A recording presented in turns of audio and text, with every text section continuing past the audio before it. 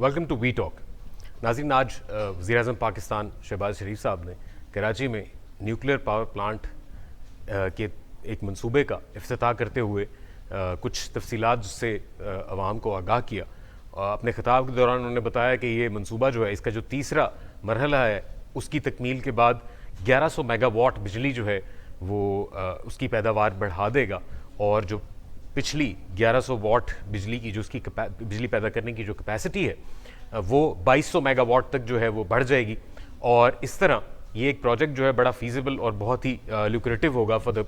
Power energy sector of Pakistan. इस दौरान वज़ीर-ए-आज़म शहबाज शरीफ साहब ने मज़ीद बताया कि पाकिस्तान तवानाई की मद में 27 अरब डॉलर का ईंधन या जो पेट्रोलियम मसनूआत हैं वो इम्पोर्ट करता है। ये एक खासा बड़ा एक बोझ है जो कि पाकिस्तान की इकॉनमी के ऊपर पड़ता है, जिससे तमाम तर जो मामलात हैं, जो तवानाई सेक्टर में जितनी भी रिक्वायरमेंट है पाकिस्तान की जो नेशनल लेवल पे, उसको पूरा करने के लिए ये एक मिनिमम रिक्वायरमेंट है। अगर पाकिस्तान के लिए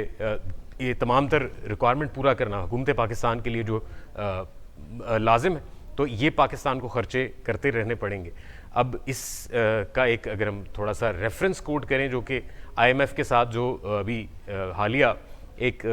तमाम तर जो मामला चल रहे हैं, उसको IMF की जो वफ्द की सूरत में जो हमारे पास कुछ ज़राए आए, उनके मुताबिक पाकिस्तान में जो अभी लेटेस्ट जो एनर्जी क्राइसिस है, इसके साथ साथ जो पाकिस्तान में अभी गुज़िश्ता दिनों में ही जो पेट्रोलियम मसनूआत की कीमतों में भी इजाफा किया गया,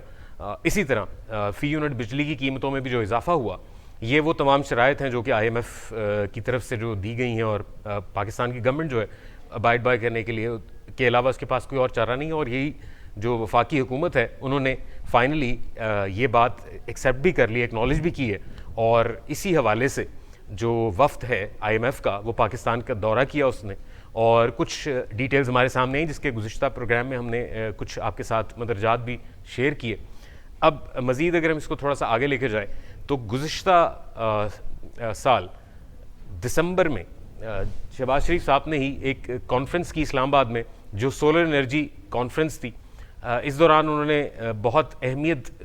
के हवाले से जो है एम्फसाइज़ किया कि पाकिस्तान को सोलर एनर्जी या रिन्यूएबल एनर्जी रिसोर्सेज या ज़राए को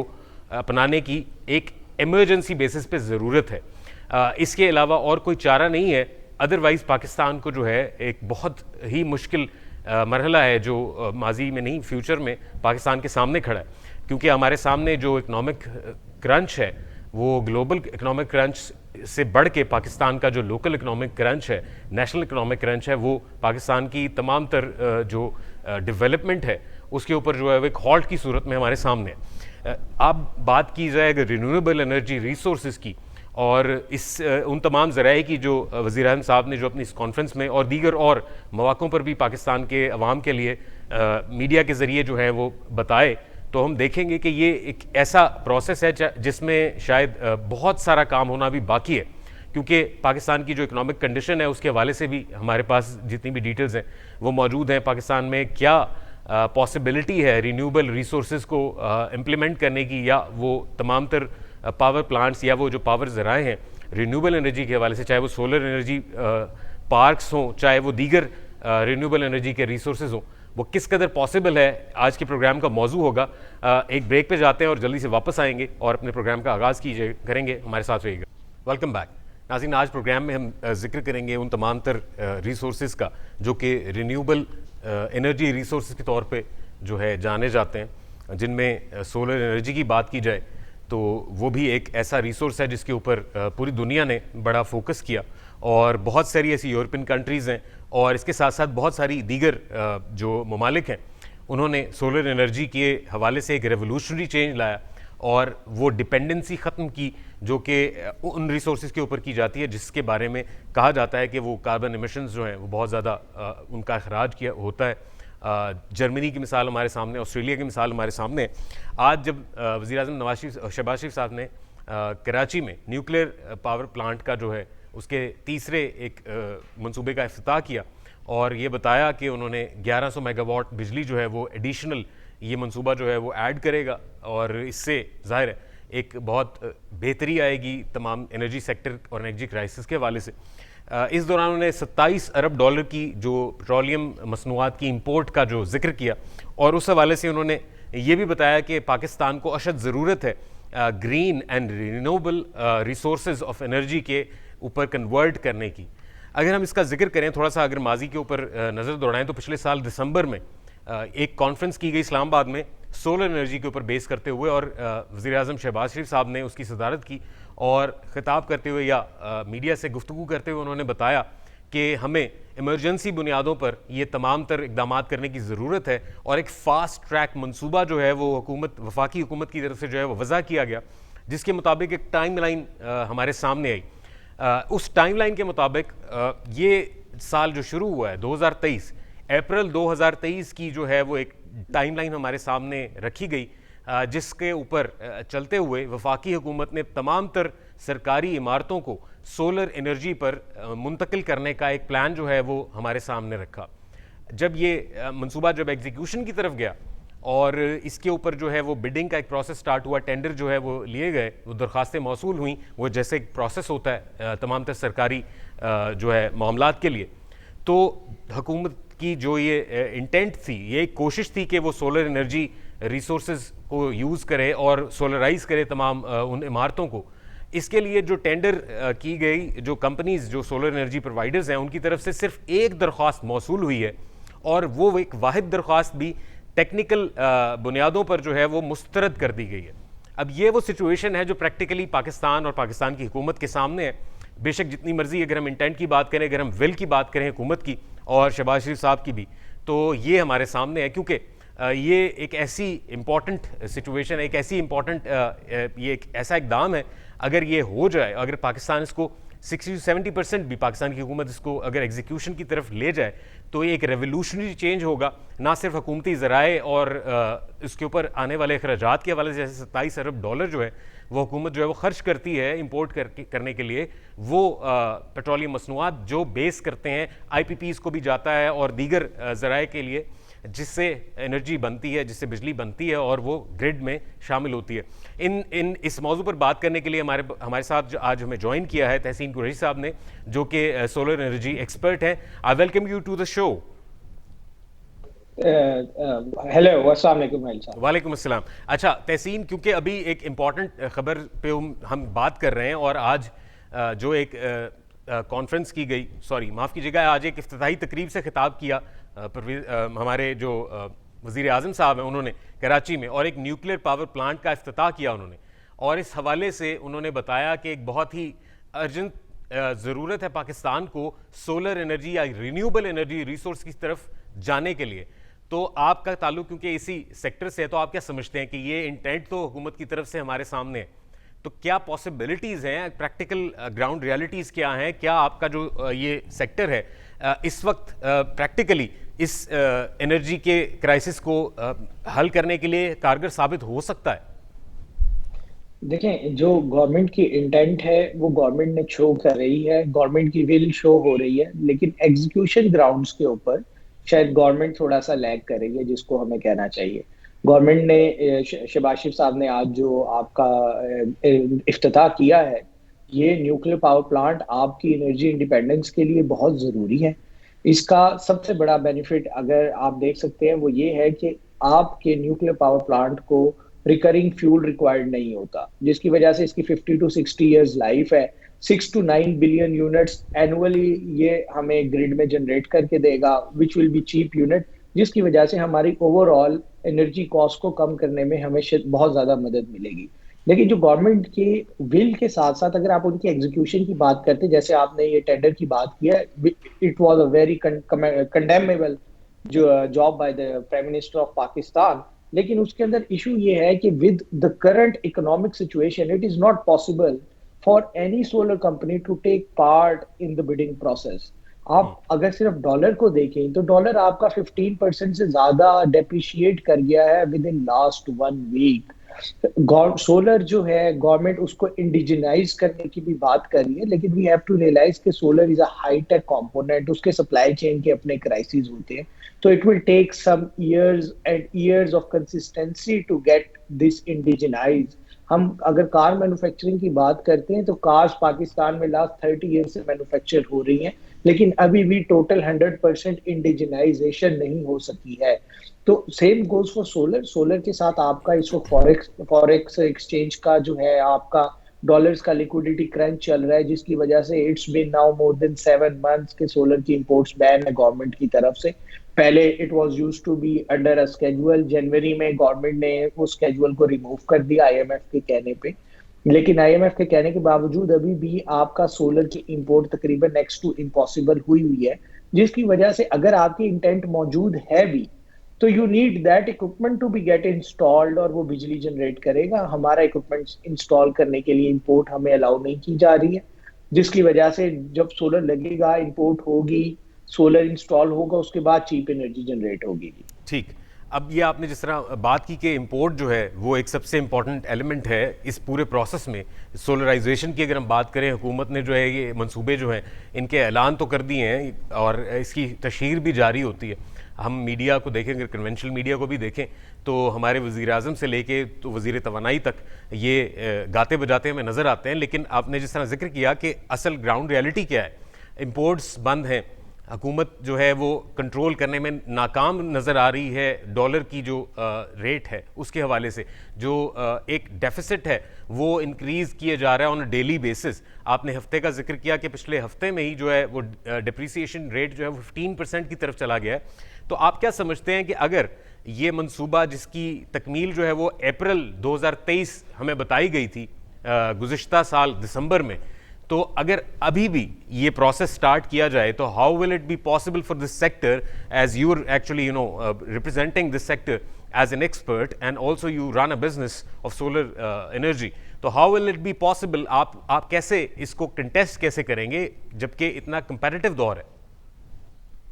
देखिए, अगर आज भी इसके अंदर विल के साथ काम किया जाए और फैसिलिटेट किया जाए सोलर कंपनीज को, I think it will take somewhere around 180 days to 210 days to get this solar up and running. उसकी रीजन ये है कि आपको सबसे पहले बिडिंग का गवर्नमेंट का एक टीडीएस, हमारा एक आप कह सकते हैं कि कॉलोनियल वक्तों का आपका एक टेंडर का प्रोसेस है, आप वो करेंगे, डेज गुजरेंगे, then you will be awarded the project. Secondly, on the same page आपको इंपोर्ट अलाउ करनी पड़ेगी, आपको फॉरेक्स बार solar companies, solar pro module manufacture को अलाउ करने पड़ेंगे। जब तक इंपोर्ट अलाउ नहीं होगी आपका सोलर इंस्टॉल नहीं हो सकता। यहाँ पे मैं ये रीआइट्रेट कर दूं कि सोलर इंडस्ट्री इस वक्त शदीद क्राइसिस का शिकार है। More than 80% of the people have lost their jobs, और उसकी वाहिद रीजन ये है कि सोलर की इंडस्ट्री के पास इस वक्त इक्विपमेंट नहीं है टू इंस्टॉल। सोलर की प्राइसेस डबल ट्रिपल हो गई हैं। यहाँ पे सोलर के अंदर जो है ये सारे जो प्रॉब्लम्स आ रहे हैं, ये आपकी गवर्नमेंट को फैसिलिटेशन में मदद नहीं कर पाएंगे। गवर्नमेंट का जो इस वक्त इकोनॉमिक इन्वायरमेंट है, बिजनेस इन्वायरमेंट है, specifically talking to solar, that is not in favour of any solarisation of building. सही। अच्छा, इसी जो ये हम जिस प्रोजेक्ट की बात कर रहे हैं, जिस मंसूबे की बात कर रहे हैं, इसी मंसूबे का एक और हिस्सा भी है, वो ये है कि 75,000 ट्यूबवेल्स जो हैं वो सोलराइज करने का हुकूमती मंसूबा था। लेकिन ज़ाहिर है ये पूरा का पूरा मंसूबा ही जो है वो इस वक्त अल्तवा का शिकार है, और जिसकी बहुत सारी वजूहत हैं, जिनमें से एक जो है वो इम्पोर्ट बंद होना, और ज़ाहिर है कंपोनेंट्स जो हैं वो इम्पोर्ट के ऊपर डिपेंडेंट है। अब आप क्या समझते हैं कि ये ना सिर्फ इस सोलर सेक्टर को, जैसे आपने कहा कि 80% people they have lost their jobs, those who are related to this renewable and solar energy here in Pakistan, so how will it be possible? And secondly, दूसरा जो ये ज़राअत के हवाले से, क्योंकि solarization of all these tube wells in big numbers like 75,000 is a big number, how will you respond to this question, like how will it be possible and how will be more effective this project be कि आप इसको अगर solarise कर देते हैं तो what are the fruits in your opinion? देखिए, जो मैं बात करूंगा कि जो ज़राअत के लिए सोलर ट्यूबवेल है वो बहुत इंपॉर्टेंट है। आपका क्रॉप का बहुत ज्यादा लॉस हो जाता है due to lack of water availability when it is required, load shedding के मसाइल हैं। फिर ज़राअत के अंदर majority of the tube wells they are run on diesel, क्योंकि ग्रिड हर जगह अवेलेबल नहीं होता, तो majority of agriculture tube wells are run on diesel generated engine. तो वो जो डीजल की डायरेक्ट इंपोर्ट के ऊपर इसका इम्पैक्ट आता है। जो आपका इस ज़रात में मैक्सिमम ट्यूबवेल, क्योंकि डीजल चलाएगा, डीजल नहीं लगेगा सोलर की वजह से, आपको बहुत ज़्यादा फॉरेन एक्सचेकर बचेगा। वी नीड टू रियलाइज़ कि फॉरेन एक्सचेकर बचाने का एक तरीक़ेकार है कि आप इंपोर्ट बैन कर दें, लेकिन आपको डीजल तो मंगवाना पड़ेगा, क्योंकि क्रॉप को तो पानी चाहिए और पानी के लिए डीजल मंगवाना पड़ेगा। या other way around is you invest 2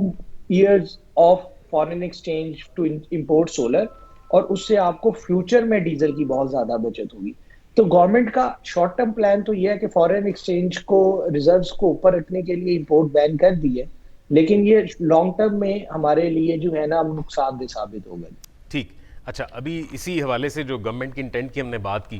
तो जो गुज़िश्ता साल उन्होंने एक कॉन्फ्रेंस की थी प्राइम मिनिस्टर ने, उन्होंने कहा था कि quote and quote consider it as a political, social, national and religious duty to implement it as soon as possible. ये उन्होंने सोलर एनर्जी पे कन्वर्ट करने की या सोलर एनर्जी पे जो है मुंतकली की बात की थी कि पाकिस्तान की हुकूमती सतह पर भी और प्राइवेट सेक्टर में भी ये एक ऐसी इमरजेंसी है जिसका दारोमदार है पाकिस्तान की नेशन की जो है बका के लिए, यानी कि जो सर्वाइवल इज़ एक्चुअली डिपेंडेंट। तो अगर सर्वाइवल लेवल की अगर इमरजेंसी है, तो क्या हुकूमती ज़राए या हुकूमती सतह पर यह इमरजेंसी कहीं पे ये शो तो होती नहीं है। आप क्या समझते हैं कि क्या पॉसिबिलिटीज हो सकती हैं? How will it be more practical in terms of facilitation if it is provided to this sector, and if import is actually it उसके ऊपर से जो बैन है वो हट जाए, तो क्या वो तमाम तर इकदामात हैं जो आप समझते हैं कि इस कन्वर्जन या इस मुंतकली को जो है वो कंड्यूसिव कर सकते हैं?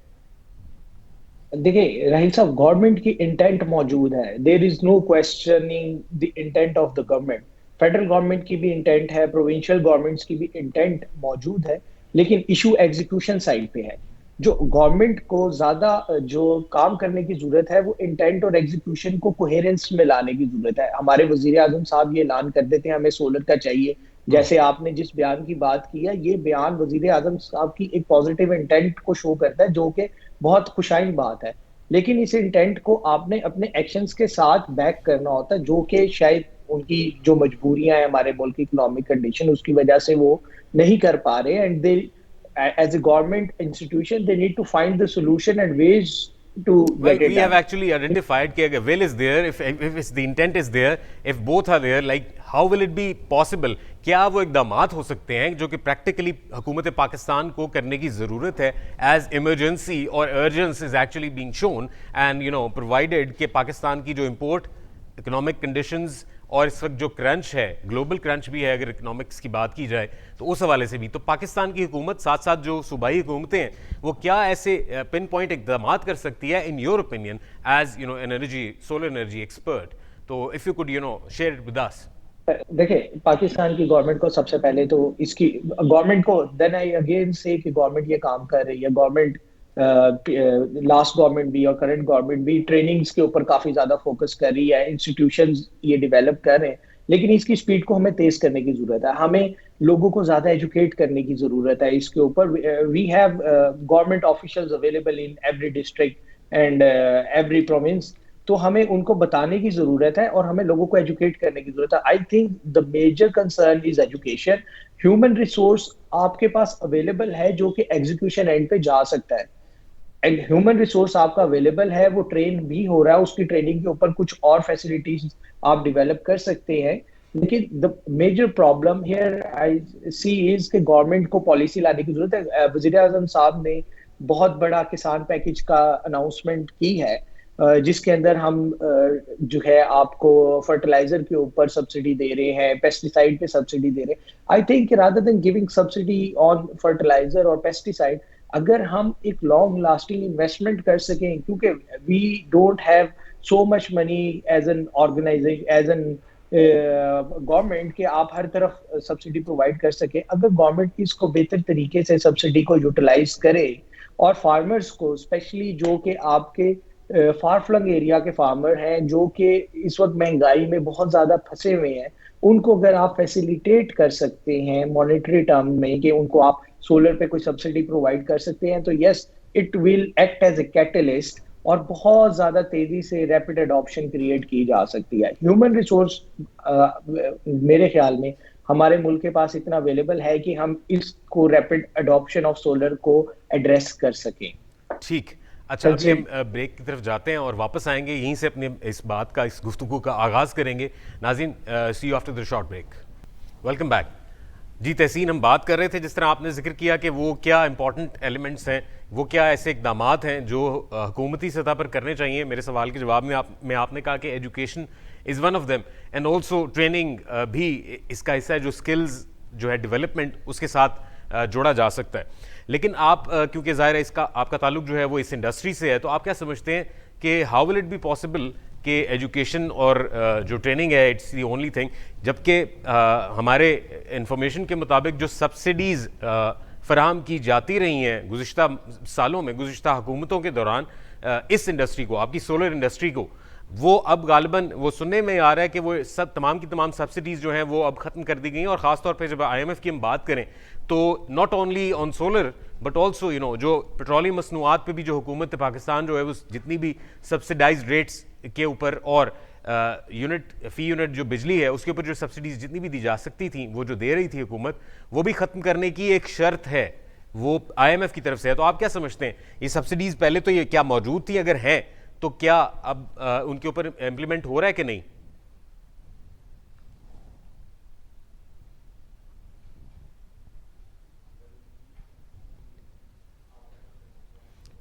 जी अच्छा, हमारा अभी उनसे राब्ता, क्योंकि तहसीन नहीं सुन पा रहे हमें, हम बात कर रहे थे क्योंकि अभी जिक्र हो रहा है कि क्या वो पॉसिबिलिटीज़ हैं जो इस मंसूबे के ऊपर, जो कि गुज़िश्ता साल मंसूबे जो बनाए गए गवर्नमेंट की तरफ से, फेडरल गवर्नमेंट की तरफ से, और ऐलान किया गया, एक टाइमलाइन दी गई। तहसीन, अगर आप हमें सुन सकते हैं तो प्लीज़ रिस्पॉन्ड कीजिएगा। आप अपना जिक्र कर रहे थे जिस तरह के education, training and skill set development, इसके साथ साथ क्या वो सब्सिडीज़ जो पाकिस्तान की हुकूमत और गुज़िश्ता हुकूमतें देती आई रही हैं इस आपकी इस सोलर सेक्टर को, और इसकी इंपोर्ट के ऊपर भी जो है कुछ सब्सिडीज़ मौजूद थी, तो क्या अब भी वो इसका तातुल बरकरार है या ये तसलसल बरकरार है, या वो ख़त्म कर दिया गया है हुकूमत की तरफ से? देखें, गवर्नमेंट ने जो सोलर को सबसे अच्छी सब्सिडी दी थी, that was solar was tax free business, जो कि वापस ले ली गई थी जनवरी 2022 में। सोलर पे जीएसटी नहीं होता था, जीएसटी इंप्लीमेंट कर दिया गया था, और solar was just like any other. Government ने सिर्फ सोलर पे कस्टम ड्यूटी ऐड नहीं की हुई थी या कोई और सरचार्जेस नहीं थे, सोलर के ऊपर जीएसटी होता था जो कि रेगुलर एक प्रोडक्ट पे होता है, और सोलर को इस तरीके से चलाया जा रहा था। वजीर आजम शहबाज शरीफ ने आके जो सोलर के अंदर थोड़ा सा रिलीफ फराहम किया है वो ये कि उन्होंने सोलर मॉड्यूल्स को, सिर्फ जो कि सोलर सिस्टम का एक कंपोनेंट है, उसको जीएसटी से एग्जेम्प्ट कर दिया था।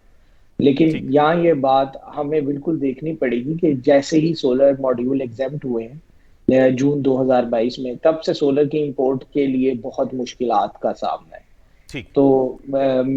ये एक बहुत बड़ा इशू है जो कि हमें देखने की जरूरत है कि हम अगर किसी सेक्टर को फैसिलिटेट कर रहे हो तो हमें उस सेक्टर के ऊपर जो है उसको फैसिलिटेट कैसे करना। आई थिंक सोलर को टैक्स लगा के अगर इंपोर्ट जारी रखी जाती, that would have been a way better approach to go for it. ठीक। अच्छा, आपने जिस तरह जिक्र किया कि सब्सिडाइज तो नहीं, लेकिन ये एक छूट दे रखी थी गवर्नमेंट ने 2022 की जनवरी से पहले तक, और आप क्या समझते हैं कि आफ्टर दैट जो रिवीजन हुई पॉलिसी में गवर्नमेंट की तरफ से, और ये जो एक छूट मिली हुई थी, इसके बाद कितने फीसद इजाफा हुआ सोलर कंपोनेंट्स के हवाले से, और क्या जो ओवरऑल एक पूरा का पूरा एक सोलर एनर्जी सिस्टम्स के हवाले से अगर बात करें तो क्या कॉस्ट में जो है इजाफा देखा गया? आप क्योंकि बता सकते हैं तो जरा हमें नाज़रीन के लिए बताइएगा। देखें, सोलर की कॉस्ट को अगर आप जनवरी 2022 से कंपेयर करें, जो इस वक्त सोलर की प्राइस है, वो तकरीबन 2.5 गुना का इजाफा है सोलर की प्राइस के अंदर। और उसकी बेसिक रीजन एक तो आपके टैक्सेशन है जो कि इन्वॉल्व कर लिए गए हैं, और उसकी सेकंड जो मेजर रीजन है वो डेप्रिसिएशन ऑफ डॉलर है। फिर ग्लोबली भी आपको पता है इन्फ्लेशन चल रही है, तो raw materials are getting expensive, तो everything came in to the fact. तो सोलर की इस वक्त कीमत में तकरीबन 2.5 गुना से ज्यादा का फर्क है। अगर हम पिछले 12 महीनों में देखें तो सोलर की कीमत तकरीबन 250% बढ़ चुकी हुई है। ठीक। अच्छा, क्विकली हम क्योंकि अपने प्रोग्राम के आखिरी मरहले की तरफ जा रहे हैं, आप क्या समझते हैं कि ये जो न्यूक्लियर पावर प्लांट्स हैं how safe they are in terms of कि पाकिस्तान के अलावा जो दीगर ममालिक सोलर के बजाय या न्यूक्लियर एनर्जी को इस्तेमाल करते हैं। हमने देखा कि जब रिसेंटली जब कुछ साल कबल जब जापान में सुनामी की जब एक कैफियत आई, एक बहुत बड़ा एक ऐसा डेविस्टेटिंग किस्म का एक सुनामी आया जिसमें वहाँ पे मौजूद एक शहर में सोलर पावर प्लांट भी जो है वो डिस्टर्ब हुआ और उसकी काफ़ी ताबकारी जो है वो उसने काफ़ी नुकसान भी किया। तो आप क्या समझते हैं nuclear power plants, how safe they are and comparing it to solar energy, क्या हैजर्ड्स हैं जो पाकिस्तान या जिस भी इलाके में वो मौजूद है वो बेयर करेगा? देखिए, न्यूक्लियर पावर प्लांट की अपने हैजर्ड हैं, उसकी सेफ्टी के लिहाज से हैं। जैसे कि आपने बताया कि जापान, वो आपने जिक्र किया जापान के अंदर जो न्यूक्लियर पावर प्लांट डैमेज हुआ था जिसकी वजह से काफी इश्यूज भी आए हैं। लेकिन आई थिंक सो कि पाकिस्तान की रिक्वायरमेंट है न्यूक्लियर पावर प्लांट, मतलब हमें न्यूक्लियर के अंदर इन्वेस्ट करना चाहिए because it's a cheap energy, we need cheap energy, we can try our best to make it as safe as possible. I agree कि जो न्यूक्लियर पावर प्लांट का waste है, जो न्यूक्लियर पावर प्लांट की issues हैं, वो solar की निस्बत बहुत ज्यादा हैं and solar is a better option. But nuclear को भी हमें एक्सप्लोर करना चाहिए, हमें सोलर को ज्यादा एक्सप्लोर करना चाहिए क्योंकि solar is a better alternative to nuclear power plant and it's cheaper as well. अगर मैं K3 की बात करूं तो it took K3 8 years to get up and running. 1100 megawatt का K3 का मंसूबा तकरीबन 8 साल के अरसे में बना है, लेकिन सोलर का 1100 मेगावाट का प्लांट शायद 1 से 2 साल में लगाया जा सकता है। तो ये solar is an easier to install setup and we should promote it and it's way greener than nuclear power plant. ठीक, अच्छा, सोलर के अलावा जो रिन्यूएबल या अल्टरनेट एनर्जी रिसोर्सेज हैं वो पाकिस्तान में कितने फीजिबल या पॉसिबल है, जिनमें जो एक हमने सुन रखा है विंड टर्बाइंस भी जो हैं वो मौजूद हैं, विंड मिल्स जो हैं वो बहुत सारी ऐसी ममालिक में, ऐसे तरक्की याफ्ता ममालिक में भी जो हैं वो इम्प्लीमेंटेड हैं और उनसे भी जो है वो इस्तेफादा किया जा रहा है। पाकिस्तान में how feasible it is to actually have any other alternative other than solar? देखिए, पाकिस्तान में there are certain wind corridors available. आपका सिंध के अंदर, सिंध की बेल्ट के अंदर और कुछ एरिया बलोचिस्तान में जहाँ पे विंड मिल्स का जो है वो फिजिबिलिटी बनती है और वहाँ पे ऑलरेडी विंड का बहुत ज्यादा विंड लगा हुआ भी है।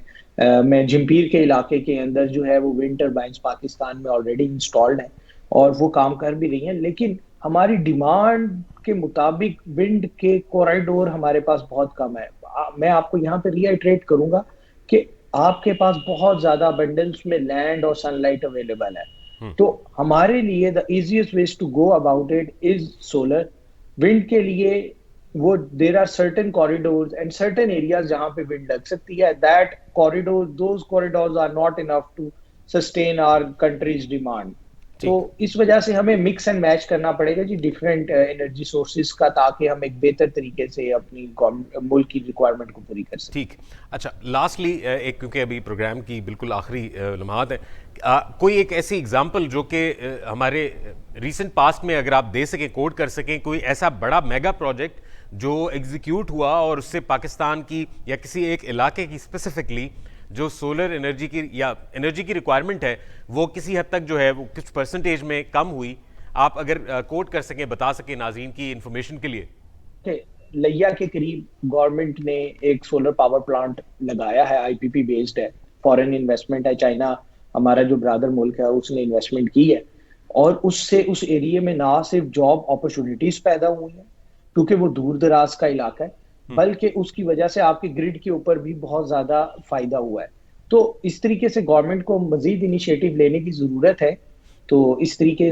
ताकि जो है आपकी मुल्क की रिक्वायरमेंट भी पूरी हो और लोगों को भी अपलिफ्ट किया जा सके। ठीक, thank you so much for your time Tehseen. नाज़रीन, हमने कोशिश की कि इस वक्त जो पाकिस्तान को एनर्जी के क्राइसिस हैं वो बेस करते हैं पाकिस्तान की इकोनॉमिक क्रंच के हवाले से और उसके साथ रिलेट किए जा सकते हैं, क्योंकि पाकिस्तान एक ऐसा मुल्क है जिसकी जो एनर्जी की रिक्वायरमेंट है वो ज़राए से हमेशा कम रही है जब भी इस तारीख को हम देखें। और इसी पर्सपेक्टिव में अगर हम बात करें फ्यूचर की, तो गवर्नमेंट की तरफ से जैसे इस मंसूबे का हम जिक्र कर रहे हैं कि सोलराइज किया जा सके तमाम सरकारी इमारतों को, इंटेंट हैज़ बीन शोन, लेकिन अनफॉर्चुनेटली पाकिस्तान की जो इस इकोनॉमिक कंडीशन है, it's quite hard to execute such plans जो कि पाकिस्तान की आवाम के लिए भी और पाकिस्तान की हुकूमत के लिए भी बोझ बर्दारी का एक बहुत बड़ा एक जरिया साबित हो सकते हैं। और पाकिस्तान के फ्यूचर के हवाले से अगर बात की जाए तो वो फार फ्लॉन्ग एरियाज जहाँ पे आमतौर पर जो है वो बिजली की फरामी पाकिस्तान की हुकूमत हो चाहे पाकिस्तान के प्राइवेट सेक्टर की बात करें, वो इतनी आसान नहीं है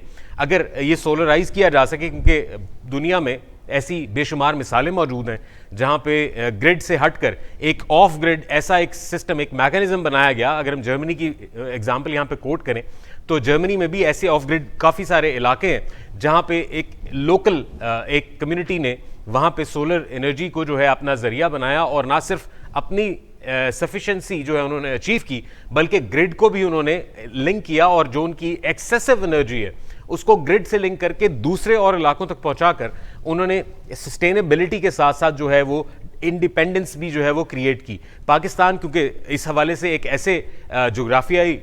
इलाके में जो है वो पाया जाता है जहाँ पे सूरज और उसकी जो शमसी तवानाई है वो उसकी कमी मौजूद नहीं है, तो ये एक ऐसा अल्टरनेटिव है जो कि दुनिया भर में जो है वो इस वक्त ना सिर्फ मकबूल है बल्कि बहुत तेज़ी से ये एनर्जी इंडस्ट्री जो है वो थ्राइव कर रही है। लेकिन अनफॉर्चुनेटली पाकिस्तान में जिस तरह हमारे मेहमान हमें बता रहे थे कि due to this economic crunch और इम्पोर्ट्स की जो है पाबंदी, इसने क्योंकि डिपेंडेंसी है इम्पोर्ट पे, तो इस सेक्टर को ना सिर्फ बुरे तरीके से जो है वो तबाह किया है। और हमारे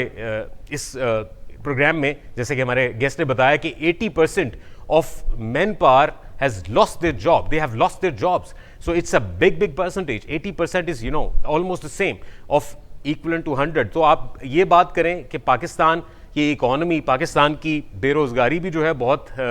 तरीके से किसी भी हद तक अगर कहा जाए तो वो लिंक की जा सकती है। नाज़रीन, वो तो वो हक़ाइक़ है जो हमने कोशिश की कि आपके सामने उजागर किए जाएँ। पाकिस्तान को मज़ीद मंसूबों की भी ज़रूरत है, न्यूक्लियर पावर प्लांट्स भी जो है वो एक खुशाइन कदम है, और इसके साथ साथ हमें कोशिश करने की ये अमर को मद्देनज़र रख कर के पाकिस्तान की इकॉनमी जो है वो डिपेंडेंट है इन तमाम तर क्रंचेस को ख़त्म करने के हवाले से। अगले प्रोग्राम तक के लिए मुझे इजाज़त दीजिए। अल्लाह हाफ़िज़।